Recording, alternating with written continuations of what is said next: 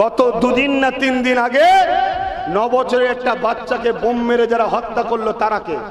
তোরা তোদের হারামের সাম্রাজ্য তৈরি করছিস, করগে যা। মানুষকে বাঁচার অধিকার দে।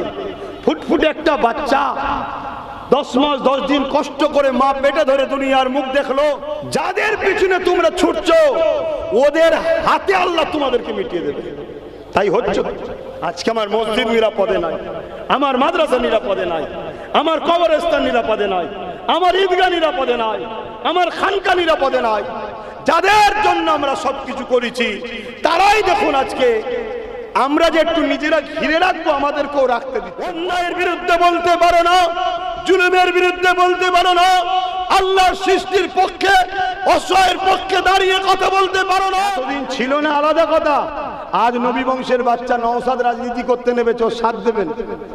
পীরের আওলাদ নবী বংশের আওলাদ বলে যাচ্ছি, অসুবিধা হচ্ছে নাকি? নবীর মেম্বারে ঈদে মিলাদুন নবীতে দাঁড়িয়ে বেঈমান নাপাক অপবিত্র তারা দাঁড়িয়ে যদি নবীর দুশমনের প্রচার করতে পারে, নবীর মেম্বারে দাঁড়িয়ে নবীর ঘরের ছেলে নবীর ঘরের ছেলের জন্য প্রচার করছি, কোন বেঈমানের যদি অসুবিধা হয় সে বেঈমান দূর হয়ে যাবে, আমাদের সামনে না আসে। ঠিক না বেঠে?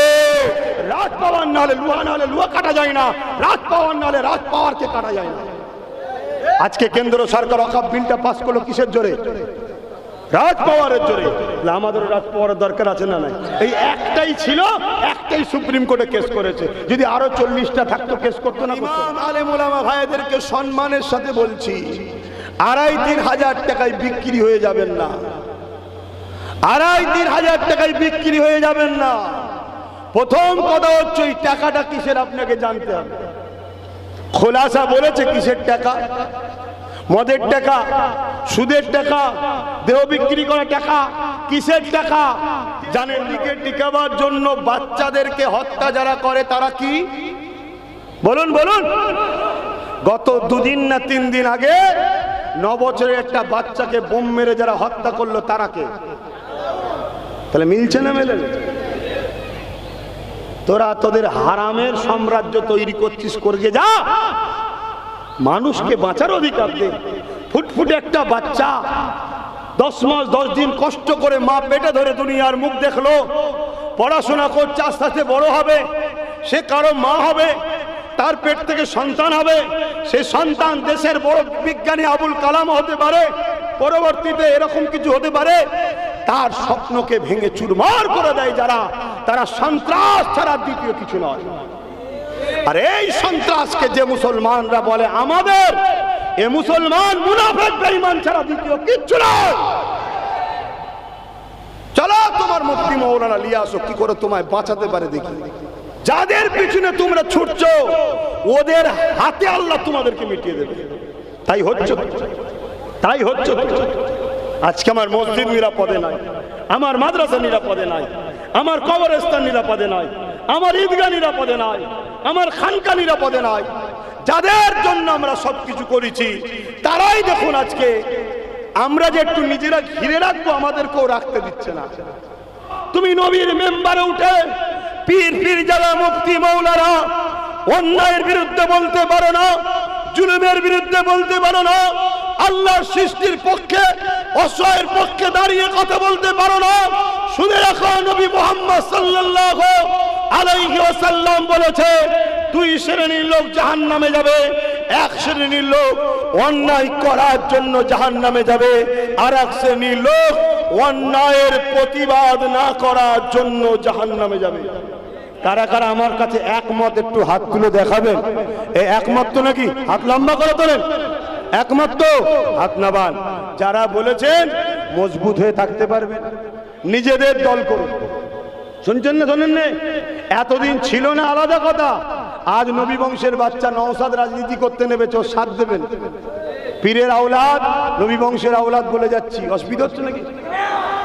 এই আমার নবীর মেম্বারে ঈদে মিলাদুন নবীতে দাঁড়িয়ে বেঈমান নাপাক অপবিত্র তারা দাঁড়িয়ে যদি নবীর দুশমনের প্রচার করতে পারে, নবীর মেম্বারে দাঁড়িয়ে নবীর ঘরের ছেলে নবীর ঘরের ছেলের জন্য প্রচার করছি, কোন বেঈমানের যদি অসুবিধা হয় সে বেঈমান দূর হয়ে যাবে, আমাদের সামনে না আসে। ঠিক না বেঠে?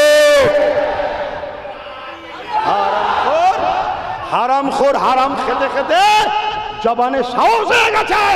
তোমরা আজকে বলছো আব্বাস সিদ্দিকের কথা বলবে কেন? শয়তান, তোর এত বড় সাহস কে দিল? বেঈমান, হারাম খেয়ে খেয়ে দালালি করছিস, এ সাহস হলো কি করে তোমাদের?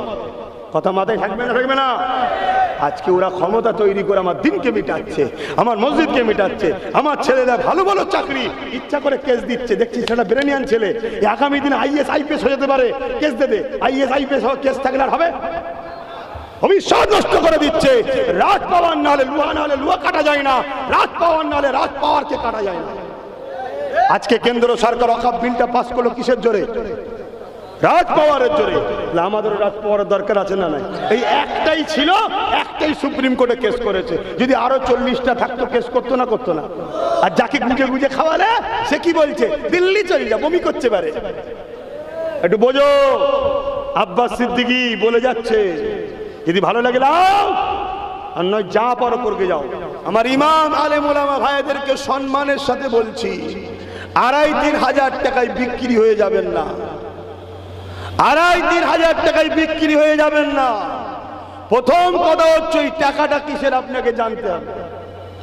খোলাসা বলেছে কিসের টাকা? মদের টাকা, সুদের টাকা, দেহ বিক্রি করা টাকা, কিসের টাকা জানেন না। তাই অনুরোধ করে যাচ্ছি, আমার বিরোধী করবেন না। আপনারা যদি আমার সাথ দেন, ওয়াকফ যেটা আপনাদের সম্পদ, এই সম্পদ থেকে পার মাসে 20,000 টাকা ইমামদের, মুয়াজ্জিনদের 10-12 হাজার টাকা দেওয়া যাবে, তাও একটুও কমবে না। এত টাকা আমাদের আছে। শুনছেন? যদি বিশ্বাস করেন আমার সাথ দেন। কিন্তু এই সামান্য পয়সা নিয়ে যদি আপনি মসজিদে দাঁড়িয়ে মুসল্লিদেরকে বলতে না পারেন, এ মুসল্লিরা, আজ কেন্দ্র সরকার ওয়াকফ কালা কানুন তৈরি করে আমাদের মসজিদ মাদ্রাসা দ্বীন ইসলামের ঐতিহ্যকে মিটাতে চাইছে, আমাদেরকে ভুলে গেলে চলবে না। কেন্দ্র সরকারের এই কালা কানুনের বিরুদ্ধে আমাদেরকে লড়াই করতে হবে। পাশাপাশি রাজ্য সরকার, সে আমাদের দরদি বলে, কিন্তু আজকে তার মুখোশ খুলে গেল। সে নিজে বলছে কেন্দ্রের বিরুদ্ধে এই বাংলায় আন্দোলন করা যাবে না।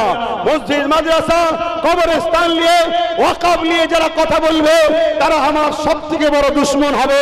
অতএব নামাজি মুসল্লিরা শোনো, কেন্দ্র সরকার হলো মসজিদ মাদ্রাসা ইসলামের প্রকাশ্য দুশমন, আর রাজ্য সরকার হলো আমাদের সামনে ঘুমটা দিয়ে ইসলামের ভেতরে ভেতরে বন্ধু সেজে মুনাফিক দুশমন। এই কথা যদি ইমাম তুমি মসজিদে বলতে না পারো, আমার ইমাম বন্ধুদের বলে যাচ্ছি, আল্লাহর জাত পাকের কসম করে বলছি, ওই মসজিদের মধ্যে আগামী দিন তোমাকে পুরানো হবে, তোমার পাশে কেউ জাতি দাঁড়াবে না। তার নমুনা একটা বলে যাচ্ছি, এই বাড়াইপুরে মসজিদের ভেতরে ঢুকে পেশাব করেছে, বিচার হয়েছে। ইমামের বাড়ি পুড়াতে গেছে, ইমাম পালিয়েছিল তাই বাড়িটা পুড়িয়েছে, বিচার হয়েছে? হয়নি। উপরন্তু এই বাংলায় তোমার জেলার একজন রয়েছে, দিন রাত মুসলমানদেরকে টার্গেট করে কথা বলবে, তাকে পাহারা দিবার জন্য 100-200 করে পুলিশ দেওয়া হচ্ছে, যাতে করে তার ক্ষতি না হয়। সেজন্য বেশি বেশি করে মুসলমানদের বিরুদ্ধে বিষ উগলে আমার সম্প্রীতির ভার বাংলার ও আরেক ভাইদের ঘরে একত্রিত তাড়াতাড়ি করতে পারে, যাতে করে বাংলায় এ যাবে ও আসবে, সেই রাস্তা তৈরি করার পরিকল্পনা চলছে। কিন্তু আমার যা বুঝছো না এখনো, শুনছেন তো নাকি? দ্বিতীয় নম্বর, আমাদের সমাজে কিছু আলেম উলামা, পীর পীরজাদা, কেউ একটা গাড়ির জন্য, কেউ একটা আলোর জন্য, কেউ একটা ঘরের জন্য, কেউ একটা পদের জন্য, কার পিছনে দুটো গাড়ি ছুটবে, কার আগে পুলিশ গাড়ি, পিছনে পুলিশ গাড়ি, কেউ একটা স্করপিও, কেউ একটা ফরচুনার পাওয়ার জন্য আমার জাতের রাহনুমা সেজে অনেক আলেম উলামা পীরজাদা আছে, যারা এই সমাজের নিরীহ মুসলমানগুলোকে এই জালিমদের হাতে বিক্রি করছে। এই গাদ্দারদের ঘর চিনা দরকার আছে না? না, যদি চিনতে না পারো তাহলে বড় বড় ভয়ানক বিপদ তোমাদের জন্য অপেক্ষা করছে। আমি জানি এই কথা বলার জন্য আমার জলসা কাটবে, এই কথা বলার জন্য আমার জলসায় যারা যাবে তাদেরকে টার্গেট করা হবে। দীর্ঘ 5 বছর ধরে সরকার টার্গেট করছে, তার আগে আরো অনেকে টার্গেট করেছে।